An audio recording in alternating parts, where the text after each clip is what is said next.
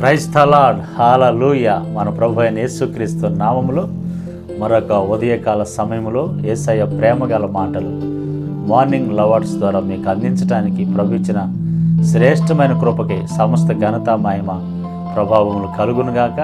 అందరికీ ఈ ఉదయకాలపు శుభాభివందనాలు తెలియజేస్తున్నాం. దేవుని బిడ్డలారా, ఎలా ఉన్నారు?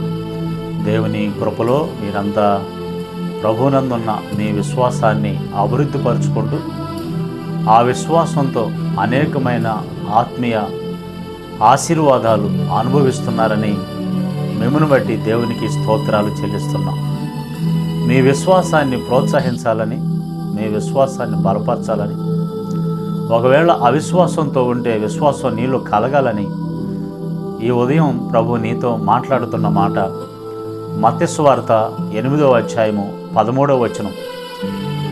అంతటా యేసు, ఇక వెళ్ళుము, నీవు విశ్వసించిన ప్రకారం నీకు అవునుగాక అని శతాధిపతితో చెప్పాను. ఆ గడియలోనే అతని దాసుడు స్వస్థత నొందెను. ఆమేన్. నువ్వు విశ్వసించిన ప్రకారం నీకు జరుగునుగాక, నువ్వు వెళ్ళు అని ఒక శతాధిపతితో యేసు ప్రభు చెప్పాడు. చెప్పిన క్షణంలో అతని దాసుడు స్వస్థత పొందినట్లుగా ఆ శతాధిపతి గ్రహించాడు. నా ప్రియ దేవుని బిడ్డలారా, ఇక్కడ నీవు విశ్వసించిన ప్రకారం అవునుగాక అనంటే శతాధిపతి ఏం విశ్వసించాడు? ఆయన విశ్వాసం ఎవరి మీద? ఎందుకు ఒక అధికారికి విశ్వాసం కలిగింది? ఈ విషయాలు మనం ఆలోచన చేస్తే అతనిలో ఉన్న విశ్వాసాన్ని బట్టి యేసు ప్రభు వారు అన్నాడు, ఎంతటి విశ్వాసాన్ని నేను ఎక్కడ చూడలేదు అని, నువ్వు వెళ్ళు, నువ్వు విశ్వసించిన ప్రకారం నీకు జరుగుతుంది అన్నాడు. అంటే అంతటి గొప్ప విశ్వాసం అతనిలోకి వచ్చింది. విషయం ఏందయ్యా అని ఆలోచన చేస్తే అతను ఒక శతాధిపతి, అతని కింద అనేక మంది పనివారు ఉన్నారు. వారిలో ఒకడు పక్షవాయు రోగంతో ఇంట్లో పడి ఉన్నాడు. ఆడు ఎటు కదలలేకుండా ఉన్నాడు. దానిని బట్టి బాధపడుతున్నాడంట. ఈ శతాధిపతి యేసు ప్రభు దగ్గరకు వచ్చి చెప్పిన మాట, నా దాసుడు పక్షవాయు రోగంతో పడి ఉన్నాడు, వాడు బాధపడుతున్నాడు ప్రభువా అని చెప్పేసి అని అంటే యేసు ప్రభు అన్నారు, పద నేను వచ్చి వాడిని స్వస్థపరుస్తానని అన్నాడు. అప్పుడు శతాధిపతి అన్నాడు, నా ఇంట్లోకి నువ్వు రావటానికి నాకంత అర్హత లేని వాడినాయా? నా కింద పనివారు చాలామంది ఉన్నారు, నేను అధికారమునకు లోబడిన వాడినే. నా కింద ఉన్న దాసులు పొమ్మంటే పోతారు, రమ్మంటే వస్తారు, ఇది చేయమంటే చేస్తారు. కాబట్టి నాకు అధికారానికి నేను లోబడేవాడినే అని చెప్పి యేసు ప్రభు వారితో ఆ మాట శతాధిపతి అంటే, అప్పుడు యేసు ప్రభు వారు, ఎంతటి విశ్వాసాన్ని నేను ఎక్కడ చూడలేదన్న. ఇంతకీ అతని విశ్వాసం ఏందయ్యా? యేసు ప్రభు ఎందుకు అంత ఆశ్చర్యపోయాడు అతని విశ్వాసాన్ని బట్టి అంటే, అతనికి శతాధిపతికి ఉన్న అధికారంతో దాసులు అరే ఇది చేయండిరా అంటే చేస్తారంట, రమ్మంటే వస్తారంట, పొమ్మంటే పోతారంట, ఏది చేయమంటే అది చేస్తారు. ఎందుకంటే వాడు నా కింద పనివాడు, వాడి మీద నేను అధికారిని, నా అధికారాన్ని ఉపయోగించి నేను ఏదైనా చేస్తా, ఆ అధికారం పవర్ అనేది నాకు ఉంది అని అంటాడు.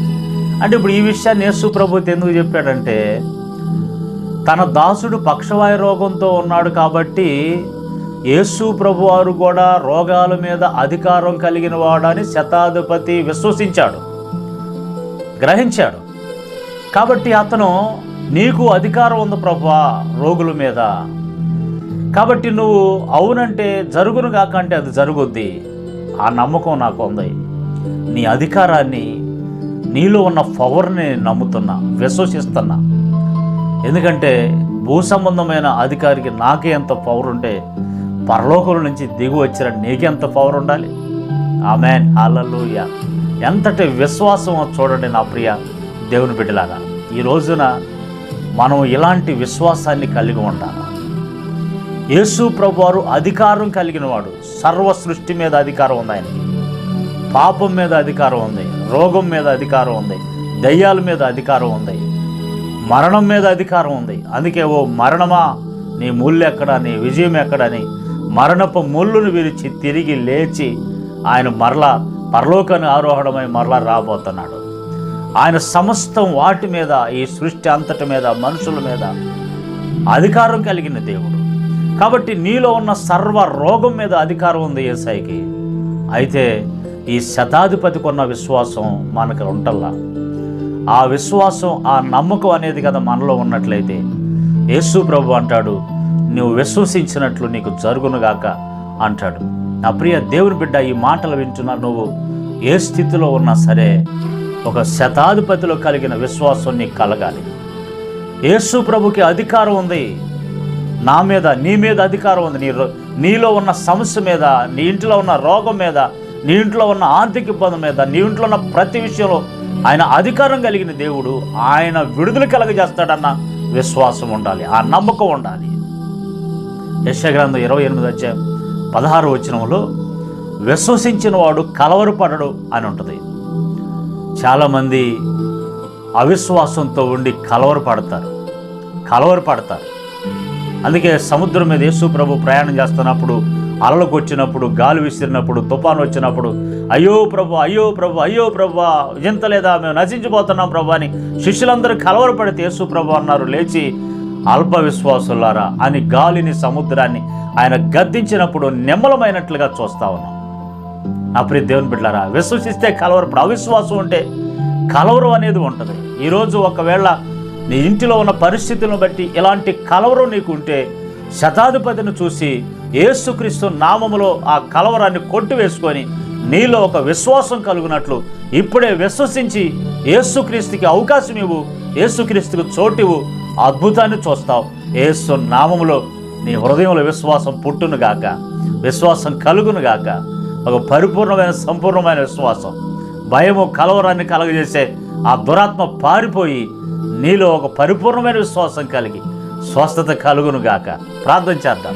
సర్వకృపానిధికి యేసు ప్రభువా, నీ గొప్ప నామాన్ని బట్టి స్తోత్రాలు. ఈ మాటలు వింటున్న నీ బిడ్డలు, నీ యందు నాయన శతాధిపతి ఎలాంటి విశ్వాసం కలిగి ఉన్నాడో నీ బిడ్డలు కూడా అలాంటి మంచి ఒక స్థిరమైన విశ్వాసాన్ని కలిగి ఉండే కృప దయచేయి.